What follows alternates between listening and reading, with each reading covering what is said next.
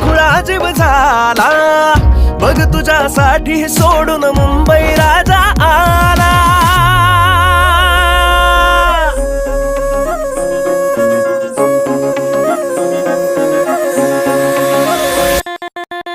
हापूस आहे तू पण मीच खरी काजूर, अडवू नको वाटेवरती चल हो जरा बाजूर.